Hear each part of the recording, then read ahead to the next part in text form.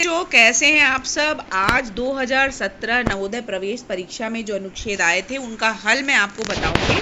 तो बच्चों, आप सबसे पहले कोई प्रश्न यदि हल करने जाएं तो उससे संबंधित निर्देश जो है वो ज़रूर पढ़ें, जैसा कि यहाँ पे निर्देश दिया गया है।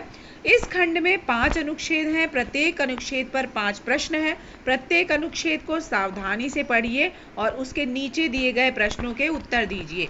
प्रत्येक प्रश्न के 4 संभावित उत्तर दिए गए हैं, जिनकी क्रम संख्या 1, 2, 3 और 4 है। इनमें से कोई एक उत्तर ही सही है। आपको क्या करना है, सही उत्तर चुनकर उसकी क्रम संख्या उत्तर पत्रिका में समझनी है। तो बच्चों, शुरू करते हैं। पहला अनुच्छेद।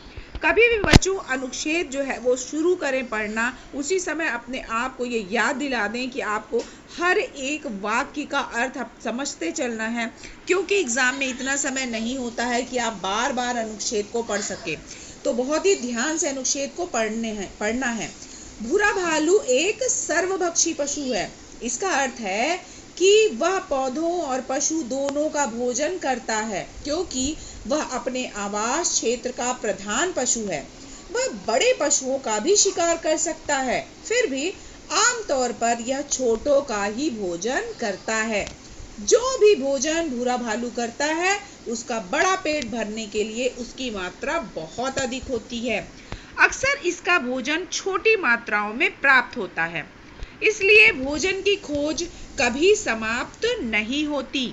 बसंत ऋतु में भूरे भालू घास, पत्तियां, जड़ें तथा काई खाते हैं। अक्सर चींटियों, भृंगों, झींगुरों और दूसरे कीटों की तलाश में वे छोटे पत्थरों और बड़ी चट्टानों को भी पलट देते हैं।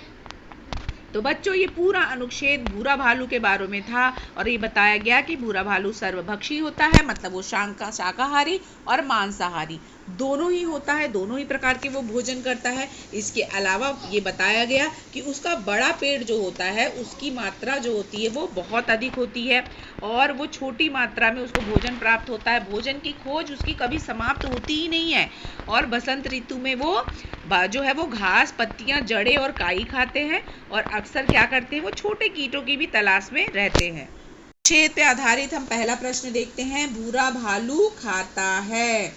पहला ऑप्शन पौधे और पशु दोनों, दूसरा केवल बड़े पशु, तीसरा केवल बहुत छोटे पशु या चौथा केवल पत्तियां और काई। तो बच्चों, हमने अनुच्छेद में देखा कि इसका ऑप्शन 1 वो सही होगा, पौधे और पशु दोनों।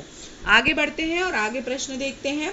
यह बड़े पशुओं का भी शिकार कर सकता है, क्योंकि इसका आकार बड़ा होता है, पहला ऑप्शन। दूसरा, क्योंकि वे आसानी से मिल जाते हैं। तीसरा, प्रधान पशु होने के कारण। या चौथा, क्योंकि उनसे अधिक भोजन मिलता है। तो बच्चों, यह बड़े पशुओं का भी शिकार कर सकता है, क्योंकि इसका आकार बड़ा होता है। अब आगे बढ़ते हैं, नेक्स्ट क्वेश्चन देखते हैं। भूरे भालू डैश ऋतु में प्रायः घास, पत्तियां, जड़ें आदि खाते हैं। वर्षा, ऑप्शन 2 बसंत, ऑप्शन 3 शीत या ऑप्शन 4 ग्रीष्म। तो बच्चे, भूरे भालू बसंत ऋतु में प्रायः घास, पत्तियां, जड़ें आदि खाते हैं। अगला प्रश्न है, वे चट्टानों के नीचे से डैश को नहीं खाते। पहला पौधों, दूसरा काई, तीसरा भृंग या चौथा कीट। तो बच्चों, हमने अनुच्छेद में पढ़ा, इसका सही जवाब है पौधों को नहीं खाते। वे चट्टानों के नीचे से काई, भृंग और कीट को खाते हैं।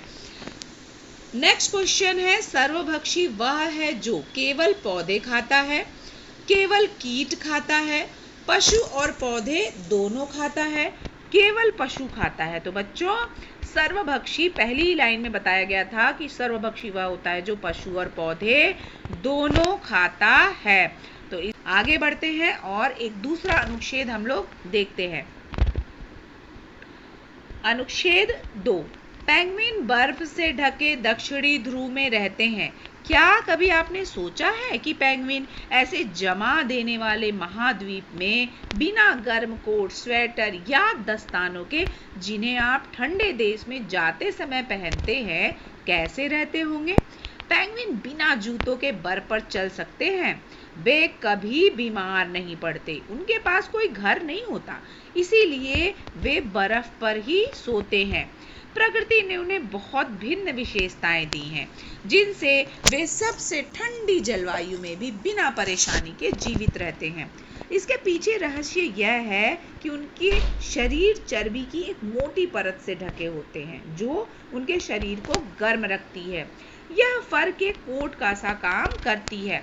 पेंगुइन अपने अंडों और बच्चों के प्रति भी बड़े समर्पित होते हैं। अन्य पशुओं की भांति मादा पेंगुइन अंडे सेना या अपने बच्चों का पालन पोषण नहीं करती, वह तो केवल एक अंडा दे देती है। इसके बाद नर पक्षी ही उसे गर्मी पहुंचाकर सेता है। मादा पेंगुइन तब दूर दूर जाकर अपने पति और बच्चे के लिए भोजन की तलाश करती है। भारी हिम के कारण उसे काफी दूर तक जाना पड़ता है। तो बच्चों, जैसा कि अनुच्छेद आप देख सकते हैं, एक पेंगुइन के बारे में बताया गया कि पेंगुइन जो है वो दक्षिणी ध्रुव में रहते हैं, और ये बताया गया कि कैसे उनका शरीर जो होता है, प्रकृति ने ऐसी विशेषताएं उन्हें प्रदान करी हैं कि वहाँ ठंडी जलवायु में भी वो बिना परेशानी के जीवित जो है वो रह पाते हैं। और यहाँ पे इस अनुच्छेद में ये रहस्य भी बताया गया कि वो इसलिए बच्चों रह पाते हैं क्योंकि उनके शरीर जो होता है उसमें चर्बी की एक मोटी परत जो है वो रहती है, और इसी कारण से वो उनका शरीर जो होता है वो क्या रहता है, गर्म रहता है। और पेंगुइन के बारे में एक और बात बताई गई कि इसमें अंडे जो है वो और बच्चों के प्रति पेंगुइन बड़े ही समर्पित होते हैं। और इसमें मादा पेंगुइन जो होती है बच्चे, वो अंडे देने के बाद में जो है उसको छोड़ देती है, वो भोजन की तलाश में चली जाती है। और जो नर पक्षी होता है, जो नर पेंगुइन होता है, वो गर्मी देता है।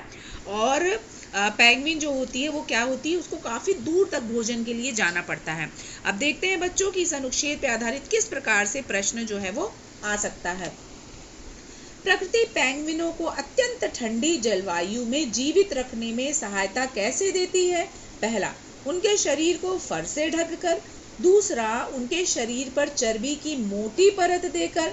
तीसरा, उन्हें पहनने को ऊनी कोट देकर। या चौथा, उन्हें गर्म रहने का गुप्त तरीका बताकर। तो बच्चों, हमने अनुच्छेद में ये देखा कि ऑप्शन जो 2 है कि उनके शरीर पर चर्बी की मोटी परत जो है वो प्रकृति ने दी है, और यही कारण है कि जो पेंगुइन होती है उसको ठंड नहीं लगती। नेक्स्ट क्वेश्चन, पेंगुइन अपने अंडों के प्रति बड़े समर्पित होते हैं।